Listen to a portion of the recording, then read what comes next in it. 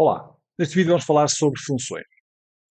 Temos aqui só uma pequena parte teórica, só para sabermos um bocadinho o que é que são isto de funções. Portanto, as funções são construções que encapsulam um determinado comportamento que se espera executar múltiplas vezes durante a execução de um programa. Ou seja, isto significa o quê? Significa que nós só usamos funções se o que estiver dentro daquela função seja repetida, ou vai ser repetida, no nosso programa principal. Caso contrário, obviamente, que só se fizer uma vez, não faz muito sentido, dependendo do caso, obviamente, mas normalmente não faz muito sentido escrever a função. Portanto, são rotinas definidas pelo programador, normalmente constituídas por argumentos de entrada, portanto, há um input, um processamento, que é o cálculo da função, e um output, uma saída, portanto, da nossa função. As funções facilitam a vida de um programador por dois principais motivos. Primeiro, permitem ao programador abstrair-se de computações, sem precisar de se preocupar a todo momento sobre os mínimos detalhes de como elas são de facto realizadas. E temos aqui o exemplo da função print, por exemplo, no Python, que utilizamos no Python. Portanto, nós utilizamos esta função print, que é uma função, portanto, mas nós, o que está por trás da função, ou seja, o que está por trás não nos é importante, não é relevante. Nós só usamos e pronto. Portanto, e temos os argumentos obrigatórios, opcionais, etc. Portanto, é uma forma abstrata. Ok? E também permite depois, outra vantagem, é que permite partilhar e reutilizar código com outros programadores. Para começar a entender como trabalhar com funções, precisamos conhecer os três principais componentes. Portanto, uma função tem um nome, ok? O nome da função. Normalmente é o nome que ela faz, que ela executa. Por exemplo, tem aqui o exemplo da função print. Portanto, o nome da função print em Python chama-se print porquê? Porque ela imprime. Ok? Portanto, uma função, o nome da função tem que ser um nome que seja, digamos, adequado àquilo que ela faz, ao objetivo da função. Ok? Depois temos os parâmetros. Portanto, os parâmetros fornecem então um meio para afinarmos o comportamento de uma função, de acordo com as nossas necessidades. Tem os dados de entrada, os inputs, que são também passados para as funções através desses parâmetros. Aos valores que passamos no lugar de cada um desses parâmetros chamamos argumentos. O argumento é o valor em si que é passado para dentro da função através do parâmetro. E depois temos o corpo da função. Ok? Portanto, o corpo da função são as várias etapas, portanto, o processamento, o input, temos o input, processamento de dados, temos a construção da própria função e a sua saída. Para construir uma função, é preciso ter aqui alguma sintaxe, portanto, tem que ter a palavra def, que é a palavra que indica que está a ser uma função. Após def é o nome da função. Depois, entre parênteses, os parâmetros, que são opcionais, separados por vírgula. Os dois pontos, que significa que a seguir a função vai começar, portanto, vai ser o início da função, o corpo da função.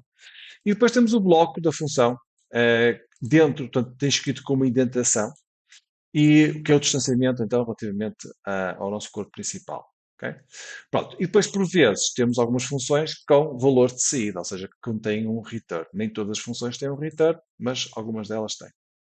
Uma função tem de conter alguma informação, okay? Mas por vezes é importante só criar a função para a construir depois mais tarde. Contudo, se a função estiver vazia, ele vai disparar um erro, portanto vai gerar um erro, chamado indentation error, pois as funções não podem estar vazias. Para evitar isso, então nós podemos usar a palavra reservada pass para construir a função sem nenhum código. Okay? Portanto, pass é como se fosse uma declaração de nulo, ou seja, o interpretador não ignora a declaração, mas nada acontece e a declaração resulta em nenhuma operação. A instrução pass é útil quando não escrevemos, então, a implementação da função, mas desejamos implementá-la no futuro. Okay? Portanto, isto são algumas considerações só teóricas para agora começarmos, então, a falar um bocadinho na prática. Portanto, e vamos começar precisamente pela função pass, por escrever uma função utilizando a palavra pass. Portanto, isto só é usado quando nós queremos já construir o nome da função, okay? Mas só mais tarde é que vamos construir o corpo. Portanto, porque se nós omitirmos esta palavra pass, ele vai gerar um erro, tal e qual como está aqui. Espera, ele gera um erro de indentação. Vou só aqui executar o código. Cá está, indentation error. Okay? Portanto, ele diz que gera um erro de indentação. Portanto, não é possível criar uma função. Portanto, temos aqui a nossa sintaxe da nossa função. Portanto, a variável que constrói a função, o nome da função. Entre parênteses, os argumentos, neste caso, não são nenhuns. Não vamos passar nenhum parâmetros. E depois aqui os dois pontos significam o início. Se eu quiser então dizer que eu quero construir a minha função, mas quero mais tarde construí-la. Portanto, só quero o nome agora. Então uso o pass. E reparem que eu executo o código e ele agora não faz nada. Portanto, basicamente é uma palavra, uma característica. Então, sempre que nós quisermos construir uma função sem nenhum conteúdo. Vamos agora, então, começar a construir funções com conteúdo, ou seja, uma função, a nossa primeira função. Como eu disse, a função são usadas, as funções são usadas para nós não termos que repetir código. Portanto, imaginem que vocês tinham que repetir este conjunto de código. Por exemplo, um autor, um tema, isto apareceria várias vezes. Portanto, eu podia criar uma função. Portanto, tenho aqui a minha função, que se chama info, não tem argumentos, portanto, não são passados nenhum argumentos. E depois temos aqui a função, que basicamente escreve 28 asteriscos, aqui o autor, aqui um tema, e depois mais 28 asteriscos. Portanto, este símbolo significa multiplicar a minha string, que está aqui 28 vezes. No início, vêm sempre as funções, portanto, as funções vêm sempre antes do código principal, e depois temos aqui então um print já no código principal. Reparem que a indentação aqui é feita. Portanto, se eu aqui automaticamente, quando vocês criam uma função, se eu carregar no Enter, ele automaticamente dá a indentação. Porque ele viu este def, portanto, como viu o def, sabe que isto é uma função e então faz a indentação automaticamente. Vamos então aqui neste programa, o que é que vamos fazer? Vamos fazer aqui um print no programa principal, chamado início. Chamamos aqui o nome da função, portanto só temos que evocar a nossa função. Não tem argumentos, portanto não vão ser passados para parâmetros para a função, para dentro da função. Vai só evocar, fazer aqui isto e depois sair. Portanto, eu vou executar aqui o código. Reparem, cá está. Portanto, ele tem aqui o início e depois entra na função, imprime 28 asteriscos, imprime o autor, imprime o tema e depois mais 28 asteriscos e por fim sai da função e vai imprimir aqui o fim. Portanto, basicamente é isto. E agora, sempre que eu quisesse escrever o autor, escrever o tema, etc., bastava-me só evocar. Portanto, se eu quiser aqui e fizer só info, portanto, evocar a função, ele escrevia-me sempre isto aqui. Vamos ver? Portanto, cá está a minha função. Ok? Portanto, esta é uma função muito simples, muito básica, só para vocês perceberem como é que as funções funcionam. Vamos ver agora os argumentos. Os argumentos, todas as funções, ou praticamente todas as funções, têm argumentos. Ok? Portanto, os argumentos são passados em variáveis, obviamente. Vamos ver no exemplo que nós criamos, vamos passar alguns argumentos nessas variáveis. Vamos começar por passar a versão, para já. Ou seja, eu vou construir a minha função, que se chama info na mesma, portanto a função é a mesma, só que agora vou passar aqui a versão. Ok? Portanto, eu vou passar aqui a versão, na minha variável versão, vai aqui para ser passada na função, reparem aqui na linha 56, a minha função agora tem um valor. Portanto, este valor vai ser passado como argumento para a minha variável versão, que depois eu posso usá-la dentro da minha função para imprimir. Portanto, e o valor que estiver aqui vai ser o valor que vai ser impresso aqui. Portanto, se eu executar aqui o código, reparem que eu agora tenho 3.12. Ok? Portanto, eu aqui na próxima, por exemplo, tenho 3.13. Reparem que eu agora, se executar aqui o código, já aparece a versão de 3.12 e depois a versão de 3.13. Portanto, ele vai substituindo pelo valor que está aqui. Ok? Podemos passar vários argumentos, que é o que vamos ver no exercício a seguir. Ou seja, vamos passar não só a versão, mas também o autor. Portanto, e os argumentos são separados por vírgulas. Como nós estamos aqui a ver, eu tenho agora aqui a versão e tenho o autor. E reparem que eu agora aqui, na minha função, tenho aqui o primeiro valor que vai corresponder à versão e o segundo valor que vai corresponder ao autor. Portanto, e esta ligação é direta. Portanto, se nós trocarmos isto, os valores não são trocados, obviamente. Portanto, o 3.12 está para a versão, mas se eu puser primeiro aqui o autor, fica o autor 3.12. Portanto, eu agora aqui então vou substituir o autor e a versão de acordo com as variáveis, com os valores que vou pôr aqui. Vou executar aqui o código e cá está. Portanto, tenho aqui o início do meu programa, chamo a minha função, o autor, o tema, ok? Que são passados aqui como parâmetros da minha função, e vão aqui então para as variáveis, versão e autor, e depois aqui vou só substituir então estes valores, sempre que quero evocá-los. Ok? Portanto, é uma forma também de nós passarmos vários argumentos. Relativamente aos argumentos, existem alguns tipos específicos de argumentos. Por exemplo, argumentos padrão. Por defeito, podemos ter uma função com um estado pré-definido, ou então nós mudarmos pelo argumento a passar. E vamos ver aqui um exemplo muito simples, que é o seguinte. Primeiro, temos aqui, vamos imaginar uma luz que tem um estado. Esse estado vai estar definido por nós. Ok?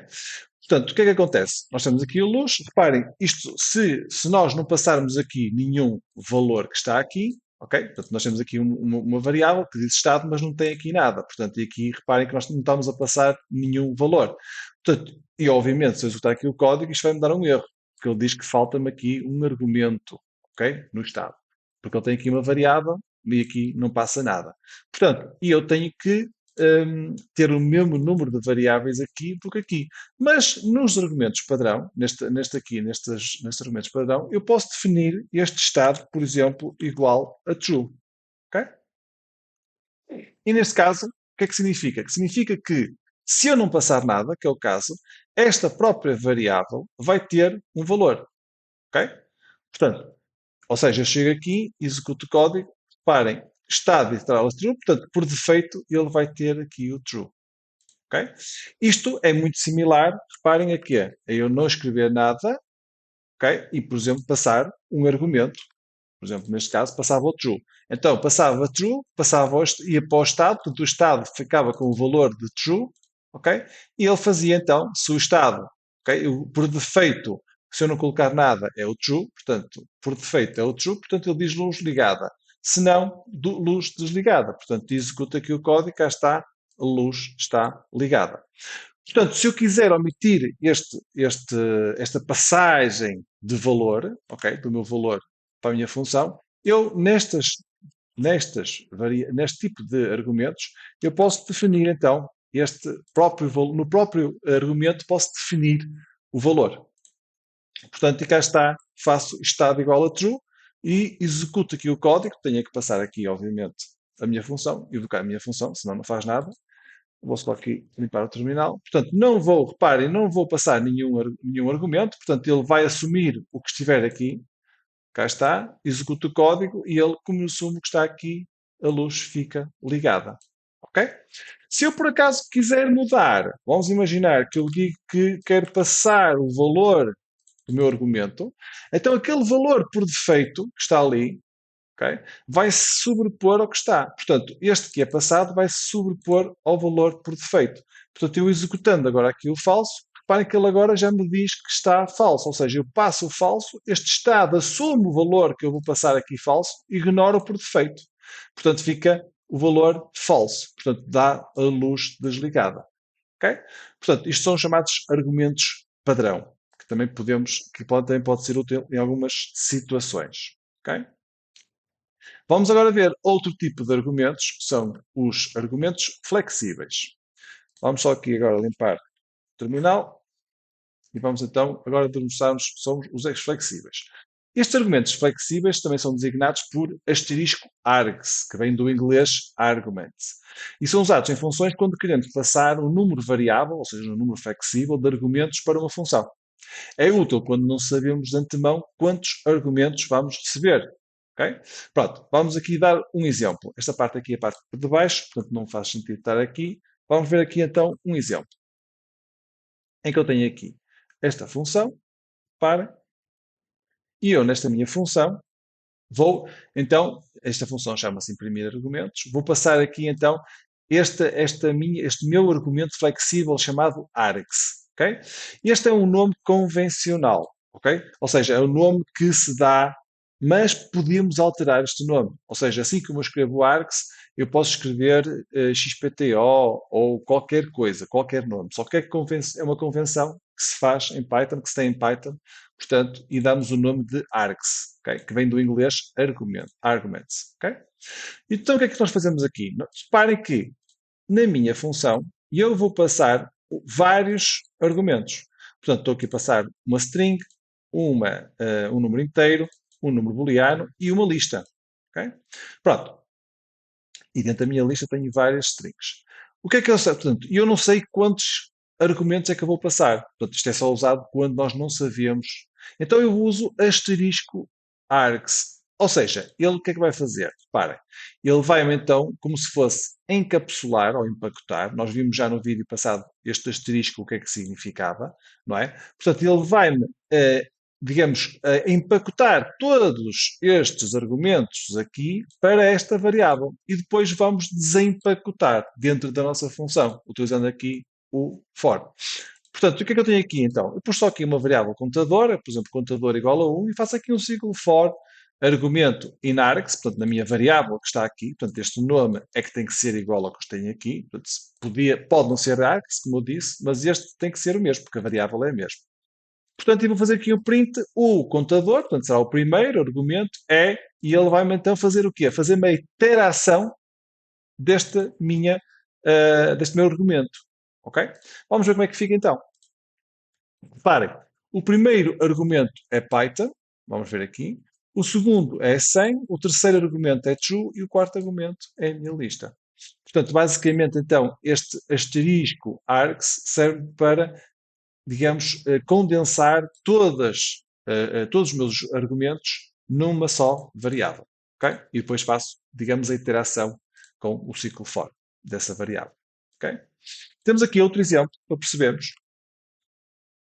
Um exemplo com args e outros parâmetros. Okay? Vamos ver aqui então uma função que se chama função com argumentos variáveis. Okay? Reparem, eu tenho aqui um argumento normal e depois tenho aqui então os tais argumentos flexíveis, o args. Depois tenho aqui então o print, tenho aqui um ciclo for, isto aqui espaço não é preciso, e vou fazer o seguinte, então, eu vou passar, reparem, eu vou passar vários argumentos na minha função. Eu passo uma string, outra string, outra string e outra string. Passo 4 argumentos. Só que vocês repararem que, o que é que vai acontecer? Esta variável arg vai ficar com o valor do meu primeiro argumento. Okay? Isto já vimos em cima. Portanto, que é uma correspondência direta entre a variável que está aqui e a variável que é passada. Portanto, ele vai guardar este valor aqui nesta variável. Só que depois os restantes valores vão ser todos condensados, empacotados aqui nesta minha variável args. Okay? Portanto, eu aqui, reparem, faço o print do primeiro argumento, e eu faço aqui do arg, ok? Vai aparecer aqui o arg. Depois faço um ciclo for para desempacotar esta minha variável args, ok? Portanto, vamos ver então como é que fica. Vou executar aqui o código, ok? Cá está. Então, reparem, eu uso aqui a minha variável args, do que aqui, uso aqui a minha variável argumento para fazer a iteração da minha variável args. Okay? Portanto, e o primeiro argumento que passei foi o primeiro arg, o primeiro argumento, está certo, que ficou na variável arg, e depois os restantes argumentos de args. Ok? Portanto, o primeiro de args foi arg2, arg3, depois o segundo, depois o terceiro arg4. Ok? Portanto, é para vocês perceberem que esta, esta associação, portanto, é possível fazer também com isto. Okay? Depois, o que é que nós temos aqui também? Para terminar, são os tipos de argumentos que temos em Python. Temos os chamados argumentos nomeados ou chave. Ou seja, estes argumentos, os designados KWArgs, ou seja, Keywords Arguments, okay, possibilitam, então, verificar os parâmetros nomeados da função, isto é, aqueles parâmetros que são passados com um nome, e o resultado é um dicionário. Vamos ver aqui um exemplo. Okay? Portanto, quando nós temos valores, quando estamos a passar algum argumento com nomes, por exemplo, aqui nome, vamos passar aqui um nome, temos aqui uma função que vai passar um nome igual a Python, por exemplo, e uma versão igual a 3.11. Okay? Vamos imaginar esta situação. O que é que vamos fazer então? Este conjunto de variáveis, porque temos aqui uma variável chamada variáveis nomeadas, porque existe aqui um nome e depois aqui um valor, ok? E estão a ver que isto é tipo um dicionário, em que temos a chave e um valor. E reparem que ele então vai aqui à minha kwArgs, mais uma vez, este kwArgs é uma convenção. O que interessa são os dois asteriscos, ok? É isso que vai indicar que é uma variável nomeada, ou chave, e vou fazer então o print desta variável, do conteúdo desta variável. E vou executar. E vocês vão ver que ele vai retornar um dicionário. Portanto, vamos aqui executar. Cá está. Portanto, quando nós temos os valores em forma de dicionário, ou seja, os argumentos estão a ser passados em forma de dicionário, ou seja, são chamados nomeados, ou chave. Então, nós usamos o k-args, portanto, usamos os dois asteriscos para poder, digamos, desempacotar estas duas partes, portanto, o nome e o respectivo valor. Ok? Vamos ver aqui mais um exemplo. Por exemplo, onde vamos aqui usar args e k-args, ok? Em que vamos aqui passar vários argumentos na minha função, argumentos normais, parem string, string, string, três strings. E depois temos aqui então os tais argumentos nomeados, ou seja, tenho uma variável com um valor, outra variável com um valor, outra variável com um valor. Primeiro, fundamentos, meio de, último, Python. Ok? E aqui o que é que eu vou fazer dentro da minha função? Vou primeiro usar os args, depois o k-args. Ok? Portanto, primeiro os flexíveis e depois os nomeados. E depois então o que é que ele vai fazer? Vai imprimir os argumentos com args e os argumentos com k-args. Ok? Portanto, e vamos ver como é que vai ficar. Vou executar aqui o código. Ok? E reparem que o que é que aconteceu? O args, ok, vão ficar com o valor das minhas variáveis normais. Portanto, que só tem o conteúdo das variáveis. Portanto, tem três variáveis, fundamentos de Python. E cá está, fundamentos de Python. Ok? Depois aqui na linha de baixo, o que é que eu tenho? Tenho os k-args. Ou seja, reparem que nos k-args, o que é que ele vai fazer? Já me vai dar então os tais nomes. Reparem, primeiro fundamentos, em forma de dicionário, se vocês repararem. Depois o meio é o de e o último é o Python. Portanto, o k-args, como vocês estão aqui a ver, é útil sempre que nós temos variáveis com nomes. Ok? Em que temos um nome e um valor. Vamos ver outro exemplo. Ok? Outro exemplo aqui. Parem, temos aqui então, só comentar aqui esta parte e fazer aqui uma limpeza do terminal. Ok? Portanto, temos aqui então uma função. Parem, temos aqui esta função, o que é que faz? Nós temos aqui um dicionário aqui em cima, ok? Que se chama, que tem um conteúdo de linguagem, é o Python, a versão é 3.11, e tem aqui então a minha função fdic, em que eu vou passar a linguagem e a versão. E vou fazer aqui o print da minha linguagem e da minha versão. Reparem, se eu fizer f, portanto, chamar a minha função e puser asterisco dicionário, ele vai imprimir aqui as chaves. Se eu fizer aqui o meu duplo dicionário, ele vai imprimir aqui os valores. Reparem, vou usar aqui o código. Cá está. Linguagem é aqui a versão, portanto são os meus valores, as minhas chaves que ele vai passar aqui no dicionário, ok? E depois aqui, quando eu vou usar aqui os dois asteriscos, ok? Ele vai buscar aqui os valores, ou seja, Python e 3.11, ok? Vamos ver aqui outro exemplo, ok? E vamos ver aqui só. Outra coisa, antes de passarmos o exemplo, só uma coisa, aqui em cima, nesta função, nós podemos fazer uma coisa também, aqui, quando nós passamos aqui. Como nós estamos aqui dentro a usar o k-args, ok? E como o k-args, como eu vos disse, vocês aqui estão a passar, ele devolve um dicionário. Reparem, eu vou ajustar aqui este código aqui para vocês verem. Portanto, devolve o dicionário. Como ele está a devolver o dicionário, eu posso usar o quê? Posso usar aquele método que nós vimos, o ponto case, ok? Podemos usar os ponto items e pontos values. Reparem, vou usar o ponto case. Reparem que ele vai me devolver aqui, cá está, dict case, primeiro, meio e último. Ou seja, dá-me as chaves. Ok? Se eu, em vez de case, eu colocar items, ok? Ele vai me dar o que é a tal par chave-valor. Ok? Chave-valor. Primeiro fundamentos, meio de, último Python. Ok? Se eu puser os values, vai-me dar obviamente, os valores. Ok? Executar aqui o código, cá está, vai-me dar os valores, são fundamentos de Python. Ok? Pronto, esqueci-me de falar nisso, mas também é importante aqui, quando nós estamos aqui a referenciar esta passagem do k-args para dentro da função. Vamos agora, por fim, terminar esta parte com um exercício em que temos vários tipos de argumentos. Portanto, ou seja, os três tipos de argumentos. Cá está. Ok? Pronto. Tem aqui algumas notas que já vou falar, que são importantes. Olha, temos aqui então a nossa função, ok? tem um argumento, uma variável 1, um argumento 2, temos aqui os argumentos com asterisco e duplo asterisco, ok? Portanto, os flexíveis e os nomeados. E depois temos aqui a nossa função, que vai ser, isto vai, basicamente o que vai fazer é imprimir as minhas variáveis, o arg1 e o arg2, vai imprimir aqui os argumentos flexíveis e aqui os argumentos variáveis, nomeados, ok? Pronto, e dentro da minha função, eu vou passar vários, eu passei assim, que é para vocês perceberem, porque eu pus aqui um comentário à frente. Temos aqui o argumento 1, o argumento 2, os args, ok? Os vários argumentos, ok? Porque eu só tenho aqui duas variáveis, portanto só tenho aqui dois argumentos. O resto vai ser tudo passado aqui para o args, ok? Mas depois aqui, reparem que eu tenho aqui dois argumentos nomeados. Tenho banana igual a B, ananás igual a A, ok? Isto vai para quê? Vai para os k-args, ok? Há aqui uma nota, que é, existe uma ordem para colocar os argumentos que é usada na função abaixo. Ou seja, esta ordem que vocês estão aqui a ver tem que ser respeitada. Portanto, primeiro são os argumentos normais, depois são os argumentos flexíveis e depois os nomeados. Okay? Se nós trocarmos esta ordem, dá erro. Okay?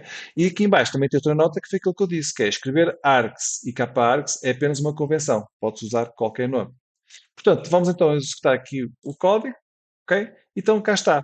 Reparem, o que é que eu tenho aqui? Tenho o parâmetro 1, que é o 1, está aqui, o parâmetro 2, que é o A, e depois entram, não tenho mais nenhuma variável, tenho as variáveis, tenho aqui o args, que é portanto, os argumentos flexíveis. Portanto, todos estes argumentos, o args cá está. Tenho aqui arg1, arg2 e 2, que são os valores que eu tenho aqui. E depois os valores nomeados, os argumentos nomeados, vão para dentro dos k-args. Ok? Portanto, cá está banana e ananás. Ok? Pronto, e dessa forma então nós falámos aqui sobre funções e argumentos. No próximo vídeo vamos falar sobre a função return, ou seja, aquelas funções que retornam alguma coisa. Nós até agora vimos funções que não retornam nada. A única coisa que a função faz é imprimir. Okay? No próximo vídeo vamos falar sobre a função return, ou seja, essa função vai fazer algum cálculo e vai retornar o resultado desse cálculo para o programa principal. Okay? Portanto, espero que tenham gostado e até o próximo vídeo.